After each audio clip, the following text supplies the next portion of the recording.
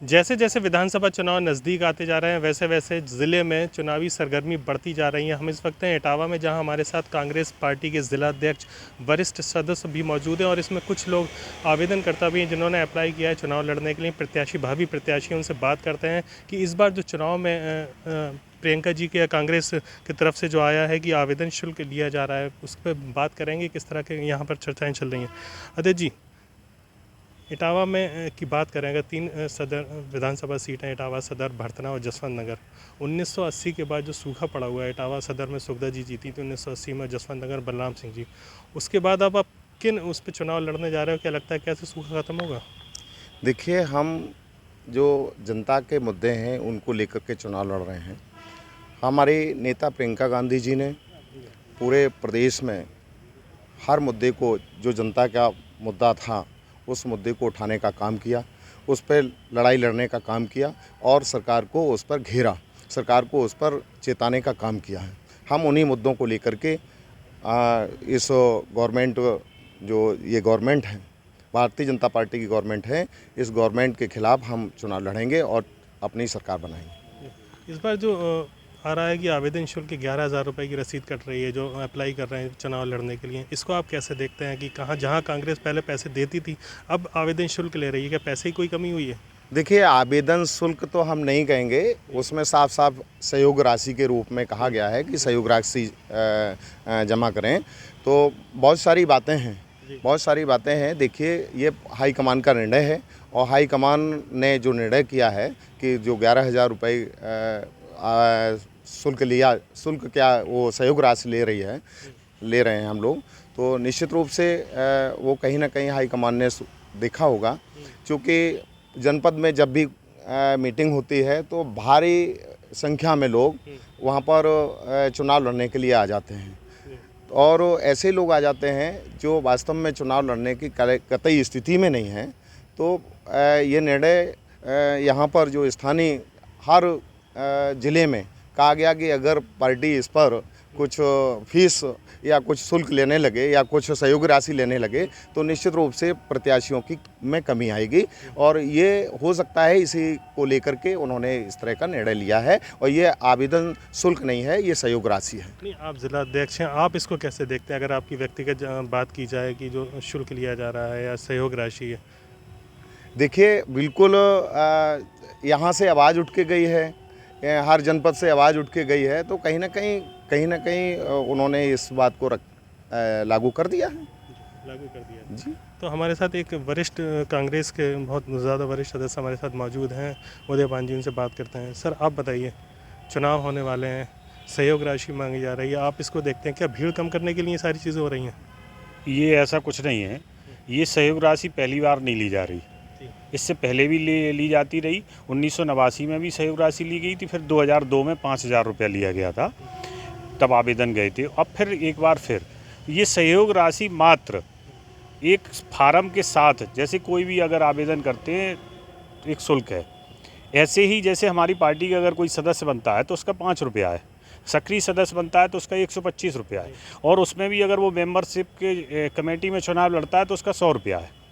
तो ये इसलिए रखा जाता है कि इसमें पार्टी का जो कोष है उसमें भी अंशदान होगा और पार्टी इसी से चलती है, कोष इसी से, हम चंदा नहीं ले रहे हैं। तो निश्चित है कि ये पार्टी के लोग ही सहयोग राशि दे रहे हैं।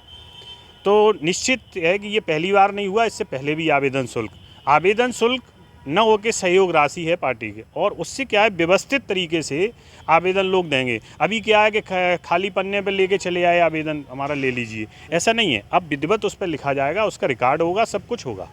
और कांग्रेस जिस तरह पैसा खर्च करती थी चुनाव लड़ने, अपने देती थी, जो कार्यकर्ता होते थे या जो प्रत्याशी होते थे, इटावा 2019 की बात करें, एक सांसद आए थे भाजपा से, भाजपा छोड़ करके कांग्रेस ज्वाइन करा, लाखों करोड़ों रुपए लेकर के चले गए, अभी क्षेत्र में कहीं दिखाई नहीं दे रहे हैं।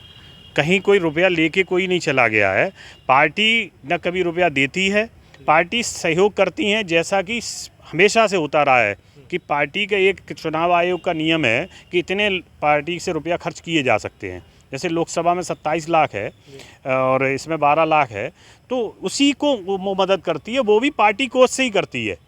सहयोग राशि, उसमें पोस्टर है, बैनर है, गाड़ी जो भी है, जिस प्रत्याशी, ऐसा नहीं है कि रुपए नगद कैश देती हो या ऐसा कुछ नहीं है, केवल सहयोग राशि है वो भी पार्टी कोष से, वो यही जो पैसा जमा होकर पार्टी सदस्यता अभियान वो आता है उसी से देती है। ऐसा नहीं, आप ये नहीं कह सकते कि पैसा लेके कोई पैसा मिलता है, पैसा नहीं है, वो सहयोग है।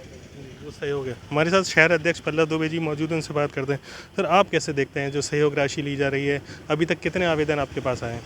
हमारे पास ज़िले में कई आवेदन आए हैं, उनकी चूँकि संख्या खोलना ऊपर से मना किया गया है, कोई संख्या हम आपके समक्ष नहीं खोल सकते, ना ही पब्लिकली हम आपको वो चीज़ बता सकते हैं।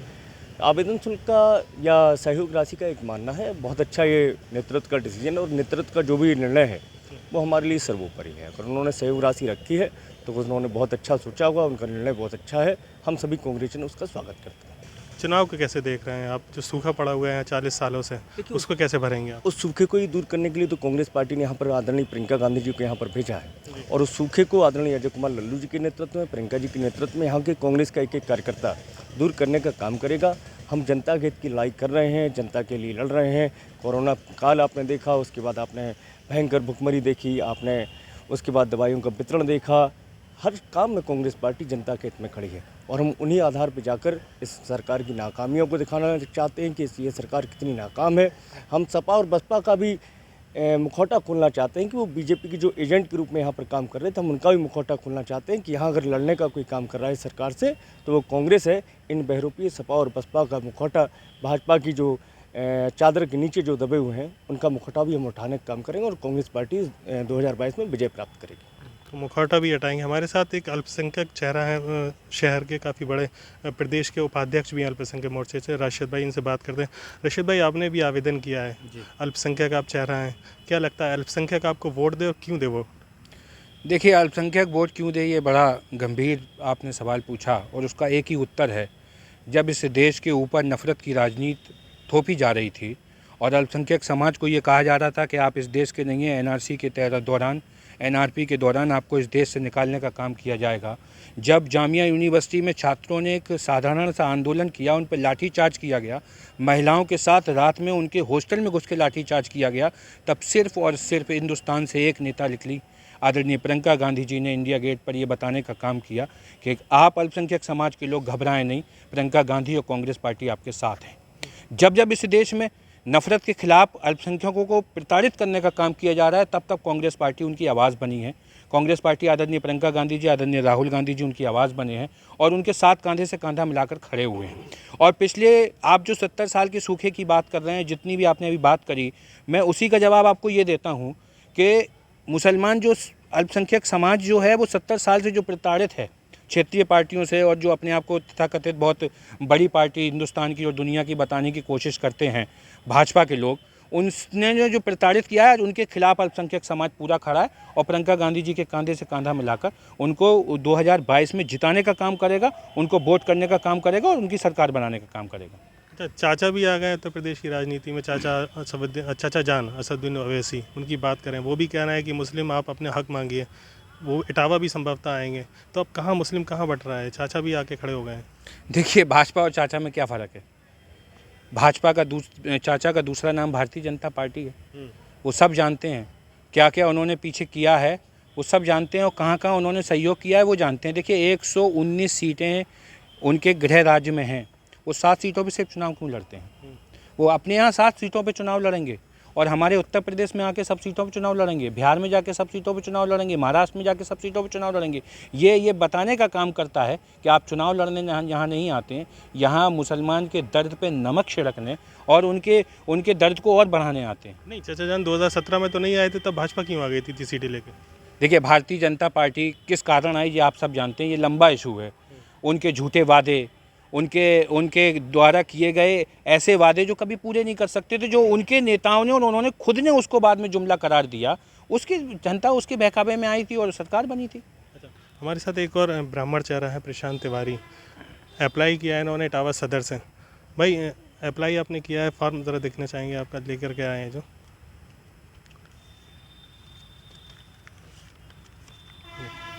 फीस जमा की। अच्छा, ये बताइए, आप जब चुनाव लड़ने आए थे तो कहीं मन में ये था कि कांग्रेस से हमें कुछ सहायता हमें मिलेगा, लेकिन अब आपको देना पड़ रहा है? चुनाव लड़ने आए थे जनता की सेवा के लिए, और जनता चुनाव लड़ाएगी हमको। पार्टी की अगर सहायता की बात है तो पार्टी एक घर और परिवार है हमारा, जिसमें जिला अध्यक्ष, ब्लॉक अध्यक्ष, शहर अध्यक्ष और वार्ड के अध्यक्ष सभी लोगों को साथ मिलकर काम करना पड़ता है। और आप जानते हैं कि राजनीति में कांग्रेस उत्तर प्रदेश में 32 सालों से नहीं है।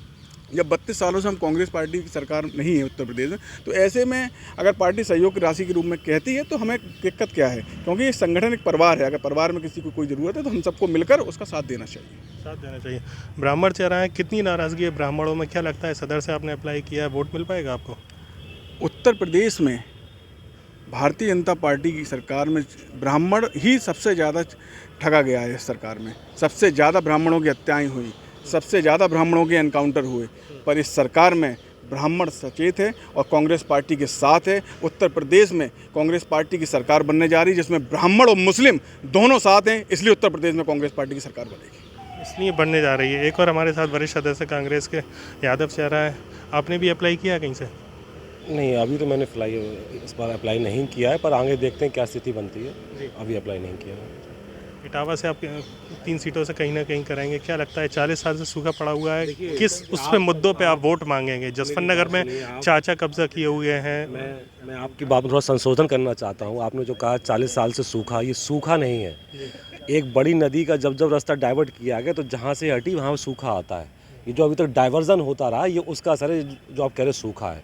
अब ये डाइवर्जन नहीं, अभी नदी बिल्कुल सीधी बह रही है और जहाँ जाएगी वहाँ पे जल की पूर्ति पूरी होगी, वहाँ पार्टी अपनी सत्ता लेके आएगी। रही बात आप चाचा भतीजे की बात करो, वो अपने आपस में यहाँ सुलझ नहीं पा रहे हैं। और बात अगर यादवों की अगर हो तो यादवों को अभी तक वोट के नाम पर सिर्फ ठगता गया है ना।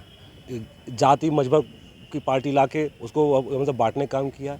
अगर कोई दल है जो सर्व दल को साथ लेके चलती, हर जात को साथ लेके चलती, तो वो सिर्फ कांग्रेस है। जी, क्या लगता है प्रियंका जी चेहरा अगर बनती हैं तो प्रदेश में कुछ नया होगा इस बार? निसंदेह प्रियंका जी चेहरा हैं, उनको बनना भी चाहिए और एक बहुत बड़ी भूमिका के रूप में उस बार सामने आएंगे। और मैं थोड़ा सा आपके जो अभी आप जो सबसे सवाल कर रहे हैं कि ये सहयोग राशि, इस सहयोग राशि में अगर आप इसमें 2 पार्टी के लोग अगर और शामिल होते तो मुझे बड़ा अच्छा होता।